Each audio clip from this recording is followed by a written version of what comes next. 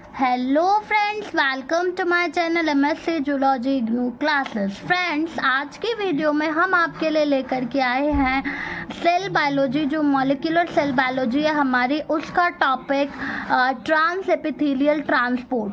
पहले वाली वीडियो में हमने आपको एक क्वेश्चन करवाया था और उम्मीद करते हैं कि वो क्वेश्चन आप सभी को बहुत अच्छे से क्लियर हो गया होगा, समझ में आ गया होगा।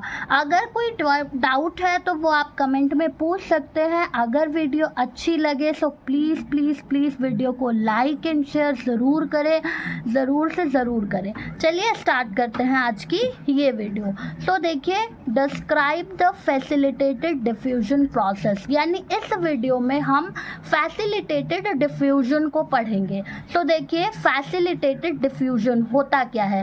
इन facilitated diffusion an integral membrane protein such as membrane channel or carrier proteins assist the transport of a specific substance across the membrane down the concentration gradient। facilitated diffusion में जो एक इंटीग्रल मेम्ब्रेन प्रोटीन है, ठीक है, जैसे कि membrane का जो चैनल है या फिर जो कैरियर प्रोटीन है, वो क्या करेगी, एक स्पेसिफिक सब्सटेंस को, ठीक है, एक स्पेसिफिक सब्सटेंस को मेम्ब्रेन के क्या करेगी, पास करवाएगी, अक्रॉस आर पार पास करवाएगी डाउन दी कंसंट्रेशन ग्रेडियंट। ठीक है, जो भी उसका कंसंट्रेशन ग्रेडियंट है उसके अक्रॉस में वो क्या करवाएगी, उसे पार करवाएगी।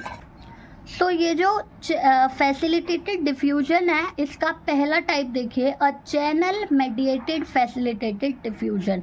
एक चैनल मेडिएटेड फैसिलिटेटेड डिफ्यूजन में क्या होगा, in this type of diffusion a solute moves from high concentration to low concentration across the lipid bilayer through a channel located in the plasma membrane. ठीक है, जो इस टाइप का diffusion होता है, इसमें जो सॉल्यूट है वो हाई कंसंट्रेशन से लो कंसंट्रेशन की तरफ मूव करेगा। ठीक है, किसके, लिपिड बाइलेयर के अक्रॉस, लिपिड बाइलेयर के आर पार एक चैनल है लोकेटेड होता है प्लाज्मा मेम्ब्रेन में, वहीं से क्या करता है, जो सॉल्यूट है वो मूव करता है हाई कंसंट्रेशन से लो की तरफ। राइट, नेक्स्ट है membrane channels are ion channels. जो मेम्ब्रेन के चैनल्स होते हैं उन्हें हम आयन चैनल्स कहते हैं। ठीक है, hydrophilic small inorganic ions that cannot penetrate the lipid bilayer transported through transmembrane proteins of the plasma membrane. जो हाइड्रोफिलिक स्मॉल इनऑर्गेनिक आयंस होते हैं, ठीक है, जो कि लिपिड बाइलेयर से पेनिट्रेट नहीं हो पाते, ठीक है, पास नहीं हो पाते, वो कैसे ट्रांसपोर्ट होते हैं, ट्रांसमेम्ब्रेन प्रोटीन के थ्रू ट्रांसपोर्ट होते हैं। ठीक है, प्लाज्मा मेम्ब्रेन की ट्रांसमेम्ब्रेन प्रोटीन के थ्रू वो जो पार्टिकल्स है वो ट्रांसपोर्ट होते हैं। It is slower then free diffusion through the lipid bilayer. ये क्या होता है, फ्री डिफ्यूजन से थोड़ा स्लो होता है, धीरे धीरे होता है। Facilitated diffusion via channels is a rapid process. जो फैसिलिटेटेड डिफ्यूजन है, अगर वो चैनल से हो रहा है तो वो एक रैपिड प्रोसेस होता है। ठीक है, potassium ion channel can allow flow of more than a million potassium ions within just 1 second।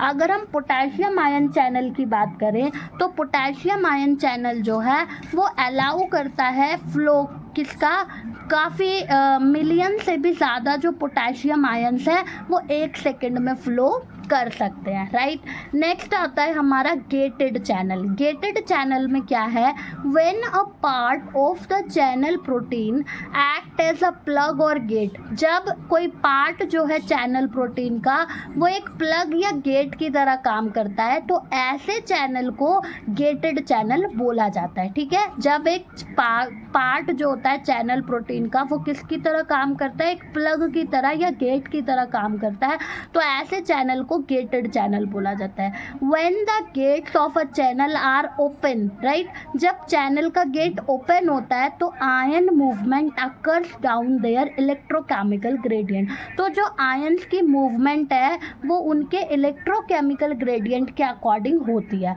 Different cell types have different numbers of membrane. अलग अलग सेल टाइप्स के अलग अलग नंबर्स होते हैं मेम्ब्रेन के।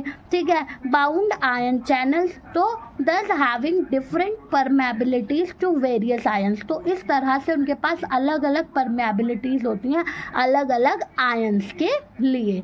नेक्स्ट आपका है कैरियर मेडिएटेड फैसिलिटेटेड डिफ्यूजन। पहला तो चैनल मेडिएटेड फैसिलिटेटेड डिफ्यूजन था, अब ये कैरियर मेडिएटेड फैसिलिटेटेड डिफ्यूजन है। इसमें क्या होगा कि कैरियर मेडिएटेड फैसिलिटेटेड डिफ्यूजन के अंदर a carrier moves a solute down its concentration gradient across the plasma membrane. एक कैरियर मूव करवाएगा सॉल्यूट को, ठीक है, उसकी कंसंट्रेशन ग्रेडियंट के अक्रॉस में प्लाज्मा मेम्ब्रेन के थ्रू। कैसे?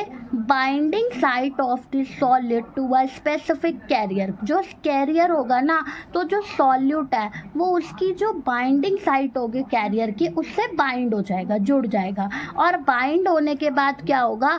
Occurs on one side of the membrane. Membrane की एक साइड से वो जॉइंट हो जाएगा उसके साथ, और solute release occurs on the other side, ठीक है। और फिर वो जब दूसरी साइड में चला जाएगा पार करके, तो वहाँ पे वो सॉल्यूट क्या होगा? निकल जाएगा, अलग हो जाएगा, राइट। सो ये है आपका, ये देखिए कि change in shape of the carrier. Carrier की जो शेप है वो चेंज हो जाएगी जब वो वहाँ से ऐड होगा और दूसरी साइड आके फिर वहाँ से निकल जाएगा। सो देखिए, the steepness of the concentration gradient across the membrane decides the rate of carrier mediated facilitated diffusion. जो उसकी स्टीपनेस होगी वही क्या करेगी? डिसाइड करेगी कि जो कैरियर है वो किस तरह से फैसिलिटेटेड डिफ्यूजन कर रहा है। The process of carrier mediated facilitated diffusion attains saturation. तो जो प्रोसेस है कैरियर मेडिएटेड फैसिलिटेटेड डिफ्यूजन का, वो एक सैचुरेशन पे आ जाएगा, स्थिरता पे आ जाएगा, राइट।